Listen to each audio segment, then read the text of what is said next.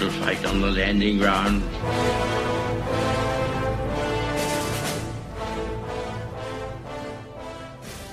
Thank you for joining us. You are listening to A Radio, and this is The Morning Moment. Please click on the follow button on Spreaker.com. This piece is from Tucker Carlson on Fox, and I will put a link as always, but you better be quick. This piece, as a Canadian, I find so embarrassing. This liberal communist represents Canada on American television. Absolutely shocking. Listen to him twittering away, trying to give the impression that it's no big deal about LGBTQ ... whatever they are. And yet again, they say the majority of Canadians think this way. Not true. But this twisted, warped individual does think that. No, we don't want this. No one will convince me or the majority of Canadians otherwise. I can't say any more than this sort of rebranding activity is indefensible in my mind. All brought on by Pierre Elliott Trudeau and his Marxists. Take a listen. Well, north of the border, in the name of inclusiveness, Canadian teachers are being forced to learn LGBTTTIQQAAPP awareness. Bet you don't know what that is. We'll tell you next. Well, the tolerance police have a lot of power here in America, in case you haven't noticed, but they're even stronger in Canada. Just yesterday, Canadian Prime Minister Justin Trudeau delivered an official apology to gay and transgender Canadians for past state discrimination against them. But now teachers in Durham, Ontario had to attend an inclusiveness training course for the deep breath here, LGGBDTTTIQQAAPP community, which is apparently a community, that 15-letter acronym intended to encompass all sexual minorities. It may soon be required at schools. Stephen LeDrew is a former president of Canada's Liberal Party, and he joins us tonight. Stephen, thanks for coming on. Hi, Tucker. So what does this acronym mean specifically? What are the categories? Well, I mean, it's generally shortened to LGBTQ, which is the communities, and there's a few extra ones they've added in there. But no one goes by that. Maybe that's to teach kids the alphabet or not, but generally it's the Prime Minister referred to it yesterday in the House of Commons during his apology as LGBTQ. And some people don't even know what it means, but they just know that means inclusiveness. It's a good thing. It's a question of tolerance. Right, of course. But I guess what piqued my interest was the addition of new letters, each representing a new category.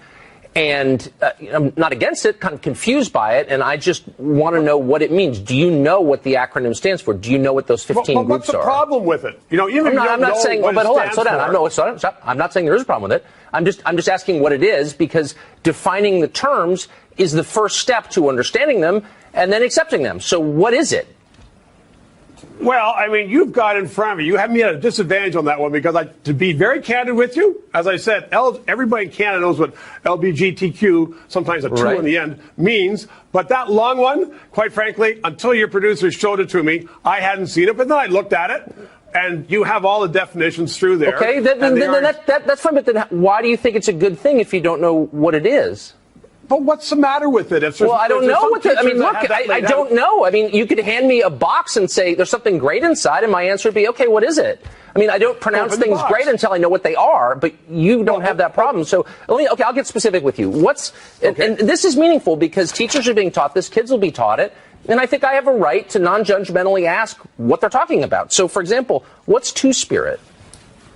Well, Two-Spirit sounds like there's someone they don't know whether they're fish or fowl. They don't know whether they're frick or frack. So they're clearly confused. And, again, if you're confused, what better place to go than to be at school? So, I mean, all those categories, I'll bet you, Tucker, all those categories that are in that long litany that you laid out there, I'll bet you that no one, well, maybe 5 people in all of Canada, could lay out what exactly those are. But if someone feels that they are a better person, that they are more included in society, if there's someone else in society, some teachers who understand them or who want to understand them, that's what Canada's about. No, hold on, wait, no, I'm sorry. I'm for people feeling included. I'm against meanness. I'm for politeness. But I also believe in the right to ask simple questions and get direct answers. So if you're teaching kids about a group, I think it's fair to define what it is. I mean, you don't know, but you're willing to say, well, it's great, and I'm baffled by that because maybe it's not great. Maybe we should find out what it is before we say that, no? Or is everything the teachers group think up good by definition? I think you're absolutely right. Well, no, I'm not saying that everything the teachers group thinks up is good. I mean, they've had some very different things before. They had a measure last summer, and if they were in the States, they would have said, no school could be called the George Washington School. They said, get rid of that first Prime Minister of Canada. So they aren't always on par. But on this one, and to be very candid, as I said at the outset, I don't know what all those mean. But that's the point. We all mindlessly go along. But the point is we're all bullied. We're all afraid to ask honest questions like, what is this? And what bothers me is we don't know who makes up these categories. So there are 15 different groups in this acronym. Did anyone poll them and ask, do you want to be included? Do the asexuals want to be with the allies and the pansexuals and the polyamorous? I mean, this is all made up. Nobody asked anybody, and now it's imposed on the rest of us.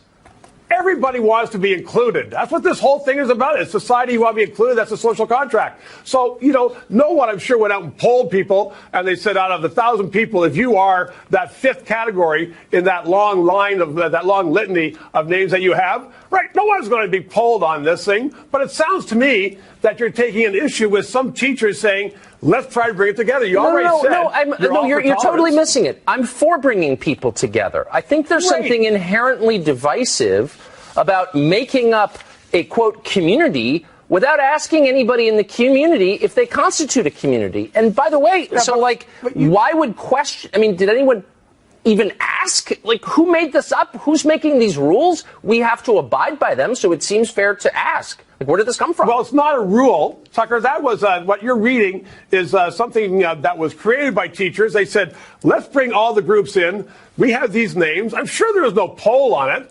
I know in the States everything is run by polls. We don't do that in Canada. They said, because you don't care what the people think in Canada. Pardon me? What were you saying? You don't do polls in Canada because you don't care what your population thinks? That's not meaningful to you? No, we do polls, but we don't run everything by polls. What I understand is you just impose it by fiat on a passive population. Is that what you're like? What point are you making? Are you picking on our Prime Minister?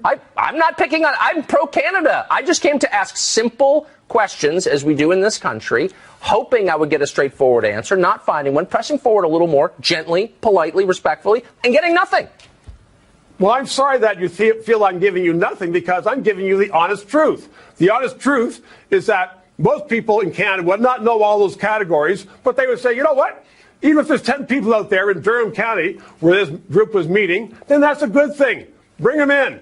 And if they're saying that they have some sexual change or some sexual option that I don't know about, well, let's all talk about it. And that's what that thing was for the meeting. It's for an invitation for everybody to come in. So what if somebody said, okay, what if, here's what we're doing. I guess what bothers me, look, this is taking place in Canada, so it doesn't affect me or most of our viewers directly, but I just sort of wonder, because free speech is not guaranteed, as you know, in your country, and people are in prison for saying unpopular things there. I wonder what would happen to someone. I don't think so. Well, you're wrong. They are. But I wonder what would happen. What would happen to somebody who said, I'm not interested in playing along with this. I don't know what it is. You don't know what it is. Leave me alone. Teach my kids to read and do math.